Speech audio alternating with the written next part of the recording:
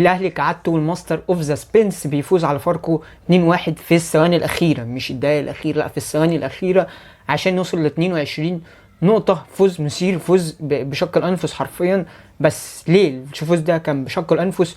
بس قبل ما نخش الفيديو يا شباب، لسه مش اشتراك انزل اعمل اشتراك وفعل زر الجرس عشان يوصلك كل جديد. لا جديد يذكر ولا قديم وعاد، الاهلي بيفوز في الدقائق الاخيره كعادته، بقالنا سنين متعودين على حاجه زي كده. الاهداف دي او مثلا 3 بونت بالذات بتوع دول، البطولات اللي بتيجي بالحاجات زي دي في الاخر ثواني دي ليها متعه خاصه عندنا كجمهور اهلي، ليها صوره معينه كده ومتعه خاصه. ما يعني احنا بنحبها اكتر من الفوز المرتاح بالاربعه والخمسه، بنعشقها حرفيا. الفوز في الثواني الاخيره ده والماستر اوف ذا سبنس على راي المعلق ده احنا بنحبه يعني بنموت فيه. فده بيبقى ليه مذاق من نوع تاني، بيبقى ليه اثاره تانية خالص، بنبقى حابين احنا الفوز ده اكتر من ان احنا نفوز 4 و5. بنحب النتائج والسكور، بس الفوز اللي بيبقى في الدقيقه الاخيره ده بال2-1 بالعافيه، اللي بيجيب بطولات وبيجيب 3 بونت، ده احنا بنحبه وبنموت فيه حرفيا. كان يعني احنا بنموت في حرقه الدم حرفيا، مش عارف ليه. الاهلي بدا التشكيله بال4-2-3-1 وفاركو بدا ب3-4-3. الاهلي كان بادئ الماتش ضاغط على قلوب الدفاع، لان هم يعني مش اللي هم مثلا بيطلعوا بالكوره كويس جدا جدا، بس لا ضغط على قلوب الدفاع، عرف يغلطهم مره واثنين وثلاثه لحد ما جاب الجون من لعبه باين عليها ان هم يعني لعبه باينه ان هو في غلط من فاركو في حاجه زي كده. الكره اللي بتتلعب في ورا قلوب الدفاع دي اتلعملت مره واتنين، ومش عارف ليه الاهلي ما كملش عليها. كان الاهلي بادئ بالهاي بريس عالي عالي جدا لدرجه ممكن يكون حارس المرمى، وانا مش عارف يعني كل غلطاته وليه ما كملش على الهاي بريس ده. انت لو كنت كملت على الهاي بريس كنت هتقدر تغلط قلوب الدفاع. عملتها كذا مره في الشوط الاول وعملتها كذا مره في الشوط الثاني، وقدرت تغلط فعلا قلوب الدفاع. وبيغلطوا كتير، ولاعيبه نص الملعب لما بتعمل عليهم هاي بريس كمان او ميد بريس بيقدروا يغلطوا، بيغلطهم بسرعه، بتغلطهم بسهوله. ليه انت ما كملتش على الهاي بريس ده؟ انا مش عارف. ده حاجه من كولر. اي حاجه انت كل السكند بول واخدينها لعيبه فاركو. ليه كل السكند بول حرفيا واخدينها لعيبه فاركو؟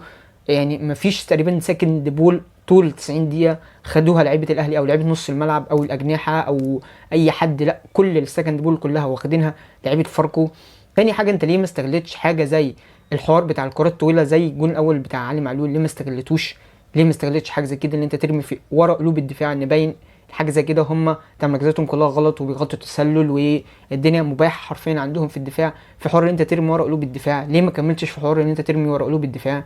تالت حاجه، انت ليه شوط كامل اول ما يتشطش عليك غير شوطه واحده ودي اللي تيجي جون، ولاعبين اتنين بس في وسط 6 أو 7 لعيبه من لعيبه الاهلي قدروا ان هم يعملوا 1 2 1 2 لحد ما وصل بيها للجون؟ يعني انت اتضربت بسهوله جدا، اتضربت بسهوله بطريقه مش طبيعيه من لاعبين اتنين. الشوط الاول كله كمان كان ممكن لاعب واحد بيبقى حوالي 5 أو 6 لعيبه من لعيبه الاهلي، وبيقدر ان هو يوصل ويكمل للجون ويقدر يحافظ على الكوره بمنتهى السهوله.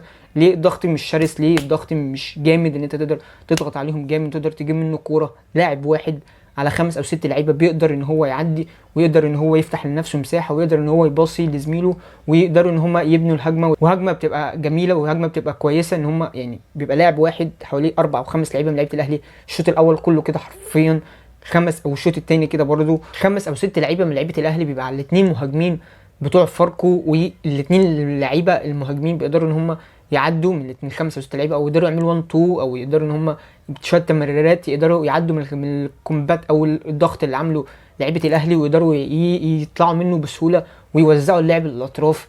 دي حاجه خاطئه جدا جدا جدا. كده كده الماتش كله او ال 90 دقيقه كلها حرفيا كان الاهلي يعتبر راكبها. مفيش حاجات خطره من لعيبه فاركو غير كورتين، كوره جون وكوره تانية اللي صدها الشناوي، ودي حاجه اصلا مش حاجه كويسه، لا دي حاجه شؤم وحاجه وحشه ان انت راح بيك بكورتين بس. شوت اون تارجت جه منها جون، كره شوت اول كره شوت التاني. انت رحت ممكن تكون مثلا ب7 أو 8 كور شوت اون تارجت ما جبتش منهم غير جونين بس، وده حاجه خاطئه مش حاجه كويسه. هو انت الحاجه كويسه ان انت بتحاول كتير، بس الحاجه الخاطئه ان انت ما بتعرفش تفنش وما بتعرفش تجيب جوان. 5 أو 6 فرص على الاقل يبقى منهم 3 جوان، او 6 فرص 7 فرص على الاقل منهم 3 4 جوان، مش يبقى منهم جونين بس او جون واحد. فانت تقريبا 90 دقيقه من مجريات الماتش كلها او من كل الماتش كله حرفيا انت ماسك الكوره ماسك بس مفيش اللاعب الفردي اللي يقدر يحل لك الكثافه الدفاعيه بتاعتهم. مفيش اللاعب الفردي اللي يقدر يحل لك حاجه زي كده، او كوره ملعوبه غير بتاعه الجون الاول بتاع احمد عبد القادر من علي معلول، دي الكره الملعوبه الوحيده، بس الباقي كله مفيش. اللاعب الفردي اللي يقدر يعوضك على الكثافه الدفاعيه اللي عاملينها لعيبه فاركو، ويقدر ان هو مثلا يلم لك واحد او اتنين، او مفيش لعبه معينه، مفيش 1 2 زي ما بتعمل لعيبه فاركو يقدروا يفكوا الضغط بتاع لعيبه فاركو، مفيش ده كله. ماتش فيوتشر انت جاي فيك جون وثلاث لعيبه بس في منطقه الجزاء، والماتش ده انت جه في الجون ولاعبين اتنين بس هم اللي عملوا الجون حرفيا 1 2،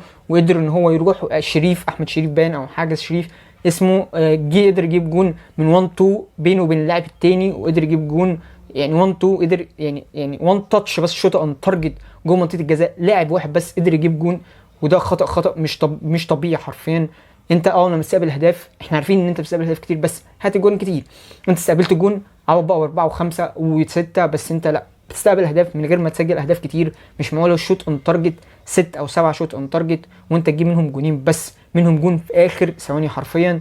غير كده التبديلات اللي انت بدلتها، طلع ديانج ونزل حسين الشحات، وطلع كريم فؤاد ونزل حسام حسن، وطلع احمد عبد القادر ونزل شريف، وبعديها ب10 دقايق طلع سوليه ونزل حمدي فتحي، وطلع هاني ونزل اكرم توفيق. طب هو اكرم ليه ما بدأش؟ حاجات اللي انت كانت مخلياك متفوق في اول 6 ماتشات، ان على الاقل بنسبه 90 او حاجه 90% انت كان في تشكيله ثابته، غير حوار محمد عبد المنعم اللي اتصاب ورجع وهكذا، التشكيله كانت ثابته. انت ليه تغيير في تشكيل كتير كتير كتير؟ بتلعب من غير واحد هجوم، الثلاثه بيبدلوا، مفيش حد فيهم تقريبا يعني عارف يجيب جون غير احمد عبد القادر.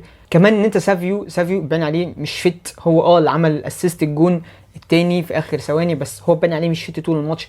ليه طلعت عبد القادر اللي كان باين عليه فت وكان بيحاول وكان بيمرقص وكان بيروح كتير وكان بيقدر مثلا فرديا كمان يقدر يعدي لك واحد واثنين، وغير كده كان هو الوحيد تقريبا في الشوط الاول اللي بيتحرك صح من لعيبه الاهلي، هو سافيو كده كده طبيعي بيتحرك صح.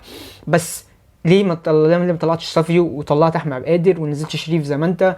سافيو هو اللي عامل الجون، بس سافيو ما كانش فت، او كمان ان هو يعني ما كانش كويس طول الماتش او طول 90 دقيقه، غير بس الاسيست اللي عمله بتاع الجون الثاني. كان احمد عبد القادر كان هو اللي يكمل وسافيو هو اللي يطلع. ده من رايي في التبديل الوحيد اللي انا شايفه غلط بس من التبديلات.